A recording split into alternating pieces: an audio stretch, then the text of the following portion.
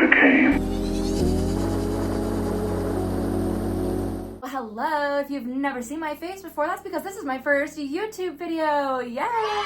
Hello, my name is Sam. I go by Sam Hain on TikTok, and that is my main platform. I've always dabbled in video editing, and I really want to get into commentary. So I'm mostly known over on my other platforms for speaking about anything spooky, Halloween, horror movies, goth fashion, goth DIY. I really want to start talking. I'm a certified yapper, and I have things to share. I have thoughts to speak, and I love Saw. It is my all-time favorite horror movie franchise, and I just want to yap about it. And I want to find my crew. I want to find my people. I want to find my people who also like to yap about these topics. Back in the day, I used to do a mini series on TikTok talking about the Saw traps, breaking them down, and discussing how you could potentially beat them, potentially survive, and also always questioning you all if you think you could survive. If you think John Kramer just kidnapped you in the middle of the night, would you be able to survive off of pure adrenaline and lust for life? It did really well over there, and a lot of people asked me to talk about the Saw traps from the first movie all the way to the most recent, and that's a really big task, and so many other YouTubers and YouTube channels have done this topic severe justice. But if you want to hear it from me and you want to just have a casual conversation, I figure why not, we're gonna do it. I'm also holding my microphone like this because I want to feel like I'm in a podcast. Life's really lonely right now, y'all. This is a lot to talk about, so these aren't gonna be like super in-depth meaty videos. But the cool thing that people told me over on TikTok is, hey, I can't handle gore. I can't handle the Saw movies. They really liked that we were able to kind of talk about it without them having to watch it. We're gonna dive into the first Saw traps together. We're going to show what we can, and we're going to ask ourselves, could we survive Saw?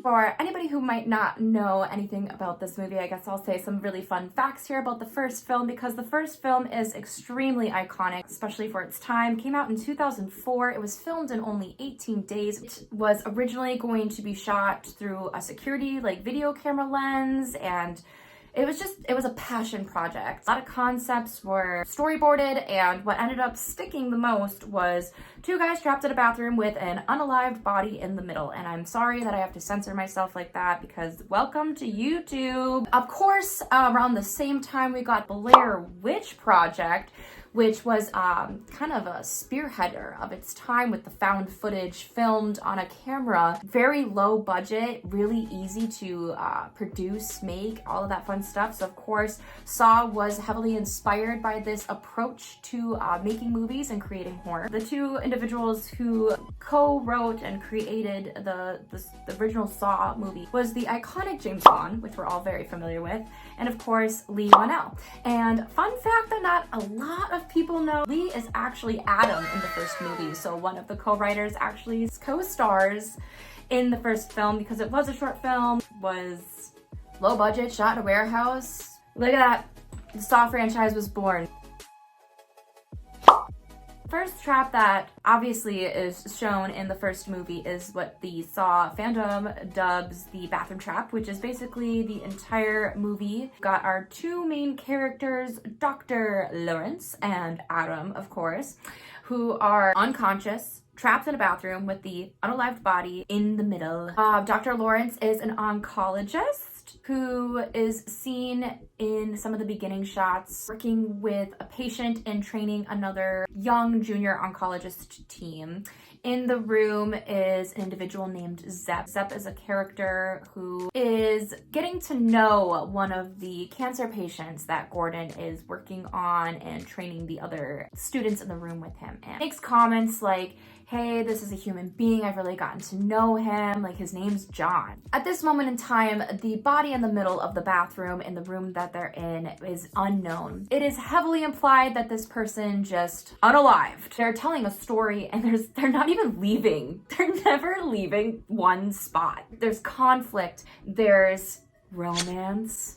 Nah, there isn't, but isn't there? Is Saw a homoerotic love story between two trapped enemies to lovers? Guess you'll have to watch it and you be the judge. Both Adam and Gordon find tapes. The tapes say two different things, same voice. It's Jigsaw very, very clearly. Adam's tape basically is like urging him to survive. It's telling him to survive. Gordon says, "Unalive, Adam, if you want to see your family again, because I have kidnapped your wife and daughter." After listening to the tapes and discovering some clues, they discover two hacksaws. Well, of course, they first start trying to saw off the chains or saw the pipes around them to try to escape. Obviously, it's a really rusty, it's not very sharp, it's not going through. We do find out that Gordon knows about the Jigsaw and who Jigsaw is, and that's probably who trapped them here, because he was once a suspect because they found Gordon's penlight at the scene of the crime at one of Jigsaw's traps. While they're in the bathroom,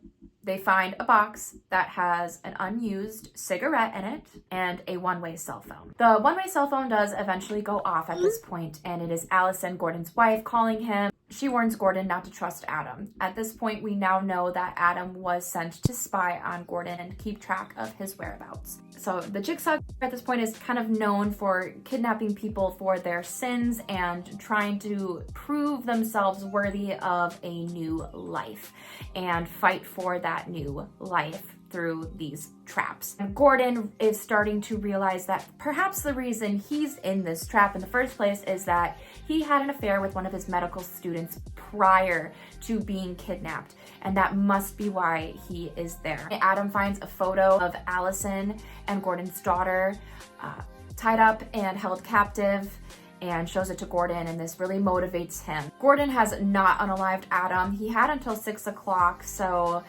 time is running out. They, being Gordon and Adam, devise a plan to get out of the trap because he comes clean and says, I am supposed to unalive you. I don't want to, but like, what if we trick the person responsible for this and make it seem like they're clearly watching us with cameras? Take the cigarette, they act like it's poisoned. Adam takes a drag and pretends.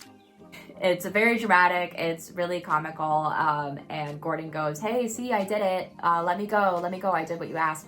And that's when the chains go off and electrocute Adam, and that's when it is revealed that he is faking it, of course, and that is when Gordon gets extremely desperate. It is revealed at this time that Zepp, the individual at the hospital who got to know John Kramer very well and knew Gordon, was responsible for capturing and holding hostage Allison and Gordon's daughter. Not only is he involved in Gordon and John's life, it is later revealed that Zepp is also being put through his own personal trap and his own personal test.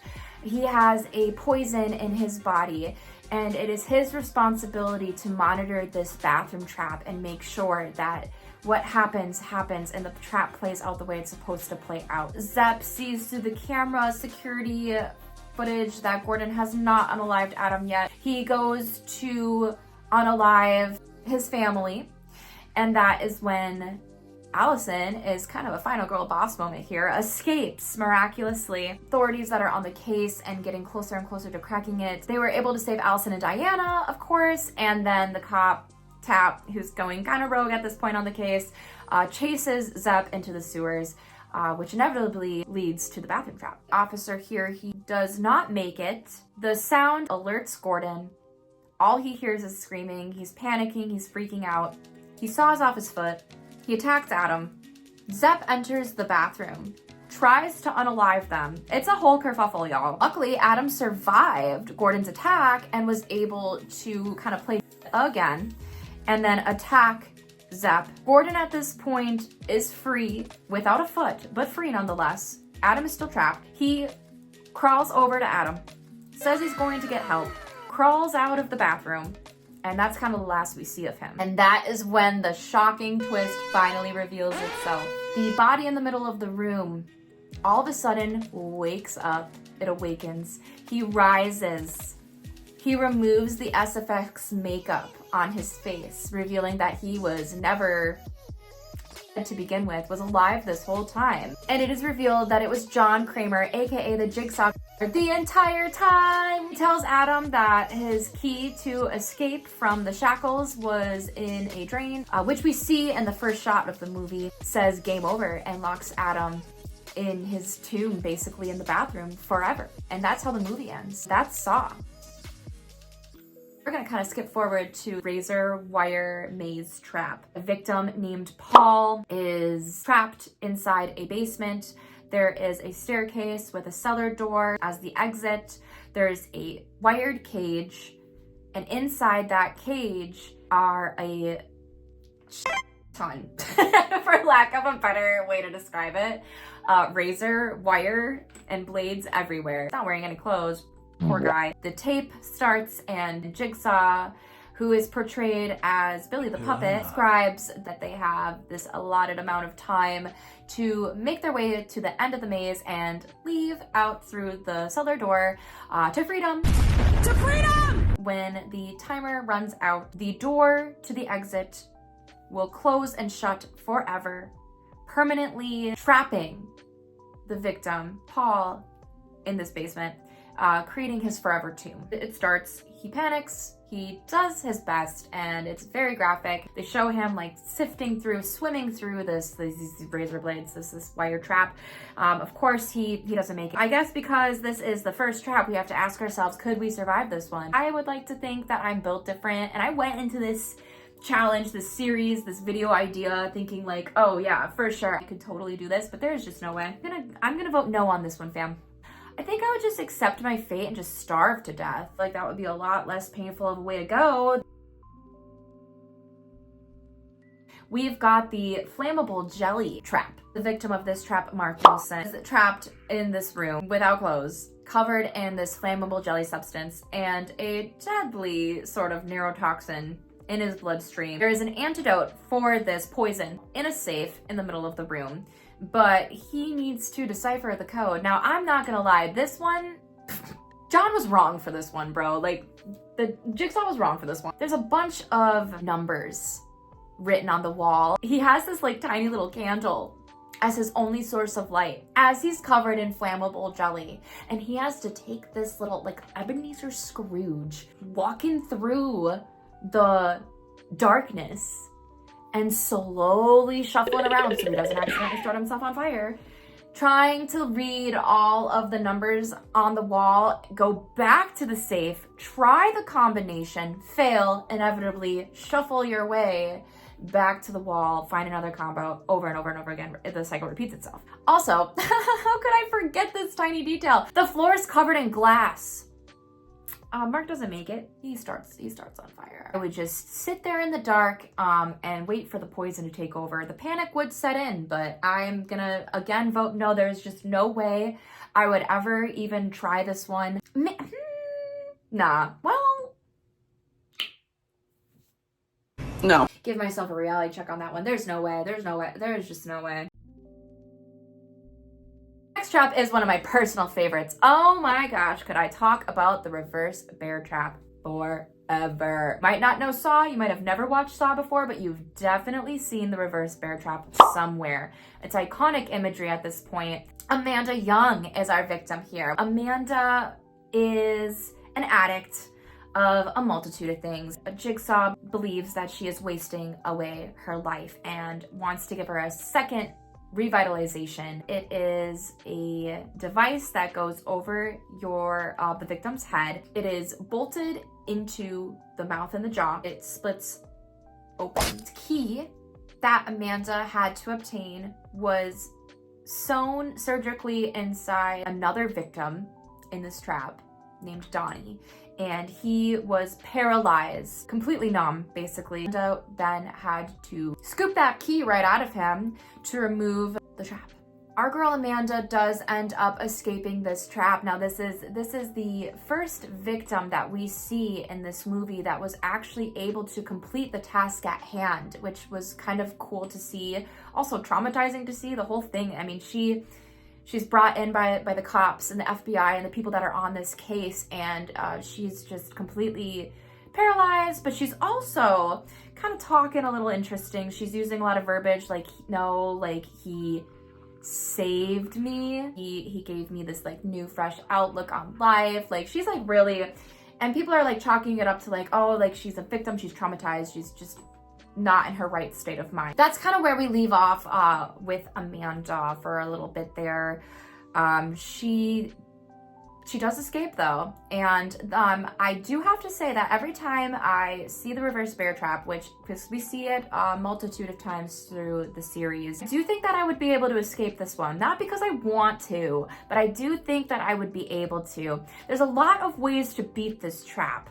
I don't know if I should talk about it in this one because we do have it come up again, and it's again masterfully escaped a completely different way. I don't know if I could do it the way Amanda did it. I think I would have to do it a different way. I think I'd have to get a little bit more creative with it. First and foremost, one thing I've learned about jigsaw traps in general is they're usually set off by a timer, and the timer doesn't usually start until you move or until you trigger something. The best thing to do in that situation is to not move. What are you gonna do if I don't move? What are you gonna do if I sit here and the timer doesn't go off? What if I never trip the device? Okay, so now that we've gotten through a majority of some of the traps that don't really have a lot to do with the bathroom trap, that's basically Saw. I'm not quite sure how much of this is going to make it into the final cut, but I really enjoy just sitting down and recapping one of my favorite movies with you all. Like I said, there's a lot going on in this one because it was a short film, kind of supposed to be its own standalone thing, which is why we were kind of able to get a more in-depth storyline as they continued creating movies, and the franchise really took off. So I can't wait to dive into Saw 2 because it is one of my favorite installments in the entire series. 1, 2, and 3 I would say are really high up on my favorites. There is a story behind Saw. A lot of people don't realize that. They're like, oh, it's just gory, it's just nonsense. And it's like, no, there's like a serious story that you have to really pay attention to follow all the way through, because everything interconnects, because John's mind is wild. Piranha. John. Hope you all enjoyed this. I had a great time chatting with you. I've got Instagram, I've got TikTok. Of course, you're here on my YouTube channel. We'll see you all in the next video.